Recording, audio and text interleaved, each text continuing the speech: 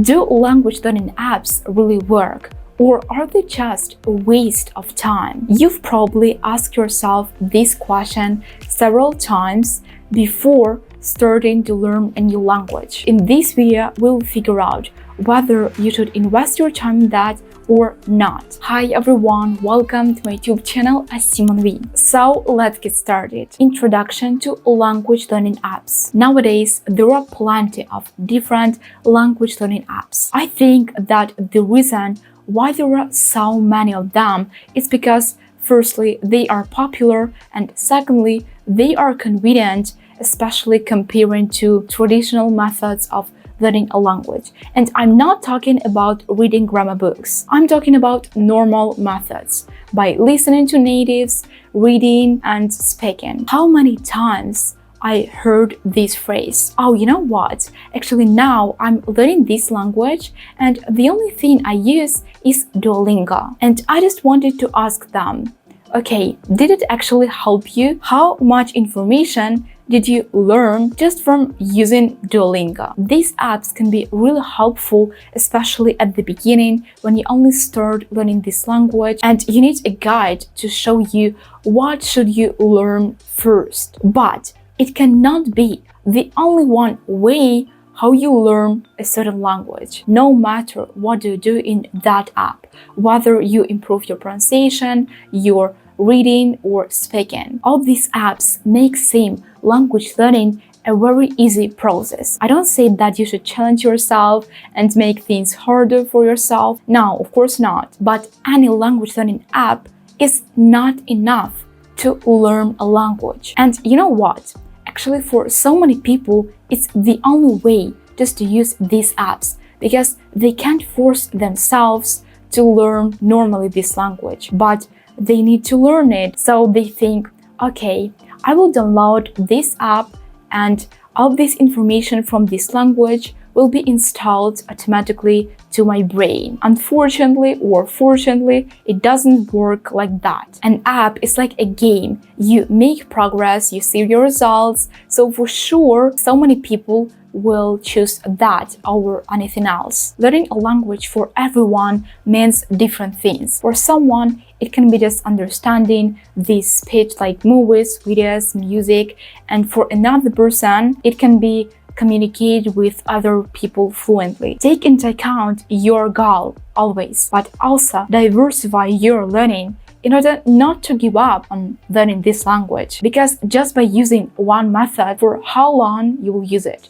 1 week? I'm not even sure about 1 month because it's too much. Come on, we are human beings. We can't even focus, especially nowadays, on something during more than 1 minute. Even for most of the people, it's already too much. So what are you talking about? And I know plenty of people who have so many apps like this on their phone, but they never open them. Why? Because they simply became bored. And now, because of that, they don't want to learn this language anymore, even by using other methods. However, at the beginning, you should focus on choosing several methods, not several apps. And in this case, you also should have balance. I'm not saying about choosing 20 of methods. No, 3, 5, it will be enough. But the main thing that you diversify your learning. And by this, you can improve all the areas that you need in your target language. Overall, I can say that language learning apps are more for beginners. Intermediate and advanced speakers will not find that much use there, as they need real practice to actually grow, not to stay at the one place. For instance, listening to natives, talking to natives, consuming a lot of this language as you learn a foreign language, not for talking to AI in one of these apps, right? But for talking to real people. So you need to talk to real people. That's logical. Personally, I've never met any advanced speakers who were telling me that, oh, you know what? I have C1 in Spanish, for example, but I still use Duolingo for improving my vocab because I want to know so many new words. I really want to become even more fluent. How stupid it sounds. Mostly, all these advanced speakers expand their vocab in talks with people or when they listen to this language. And the reason why so many people choose these apps over other things, other methods, is because it's easier. You already have a whole study plan. Just open this day every single day and you will learn something. And it even makes people so lazy at a certain extent because you almost put no efforts. But without no efforts, there is no result. Do people care about that? No, as we can see. And even people with intermediate level continue using Duolingo for expanding their vocab. Yeah, like actually you really can learn something, you can improve some areas of your language, but don't use apps as the only one way of learning language. For example, will you be able to learn Chinese or Japanese just by using Duolingo? Do you think it's possible? So what do you think it's possible with other languages that you're going to learn? Effectiveness of language learning apps. I think that in the future, all these language learning apps will be able to replace traditional methods of learning. Plus, for people, it's much easier just to open the app and do everything what they say. By these traditional methods, I mean listening to this language, read, learning grammar, new vocab, and speaking, etc. But as I've already said, all these apps can be an additional tool. They cannot be the main one and, what's even worse, the only one. You know, learning languages in all these learning apps is about learning, but consuming this language and speaking it is already about real practice. And by this, you can learn much more. And talking about fluency, for sure, you will not become fluent with apps like now. Because what does fluency mean? It's when you can understand everything that other people say to you and you can respond in a normal way, not just, like with one word, because your lack of vocab and you don't know how to speak in this language. Perhaps you can improve your pronunciation. But as for fluency, you can do that only by talking to real people.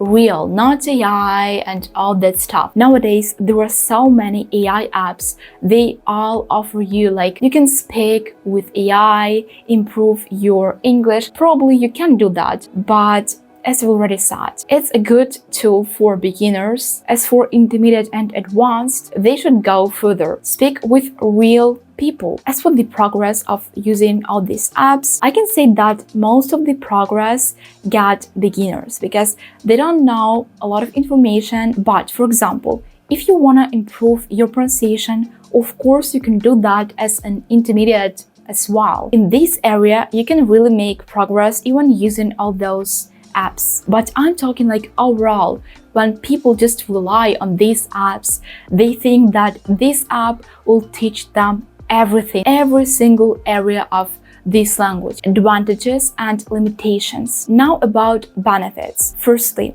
all these learning apps, they are a great choice for those people who are so lazy that they don't even want to watch a video of a native with subtitles. In these apps, they track your progress, it motivates you, and something you actually learn, of course, if you do that consistently. In terms of pronunciation, these apps are also good because they can immediately correct you if you made a mistake. And comparing to shadowing technique, you need to follow all of your mistakes on your own. As for vocabulary, it depends on each app, but I recommend always to learn only that vocab that you know that it will come in handy. You will use it in your life, in daily talks, and usually you can get it from spoken or written language. Now about limitations.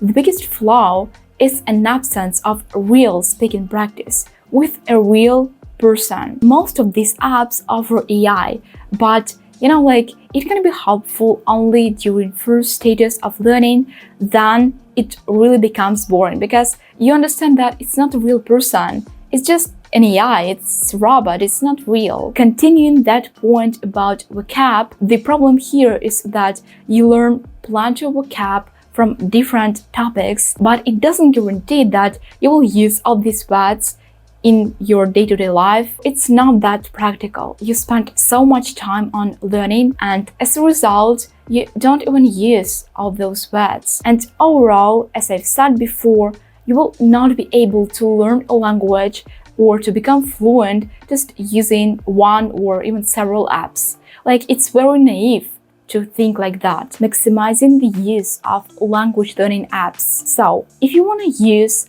language learning apps for learning, or you already do that, I have several recommendations for you to make that process more effective. Firstly, find other methods as well. Don't focus only on this one app or several of them. If you use even 20 different apps, it doesn't mean that you'll become fluent. It doesn't work like that. Secondly, choose 1-2 areas that you want to improve in your target language and use this app only for that. For example, pronunciation and reading. I don't recommend to learn the whole language just using that one app. You need other methods even for diversifying your learning and not becoming bored. If you have an intermediate level or higher, all these apps, they are not for you. They will not help you to improve your target language. You're just trying to avoid difficulties. As for combining using apps with other methods, for example, listening to natives,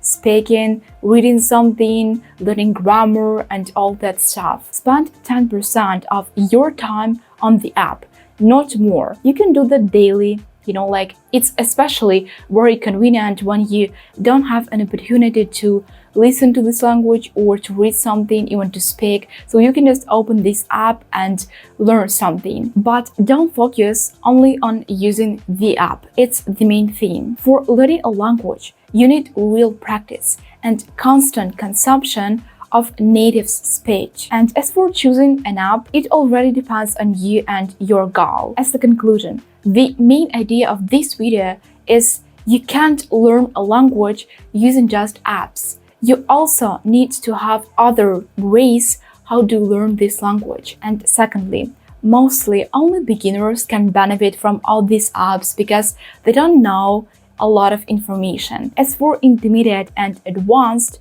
they have already to go further to real practice. That's all for today, guys. Thanks for watching this video. If you found it helpful, give me a thumbs up and subscribe to my channel.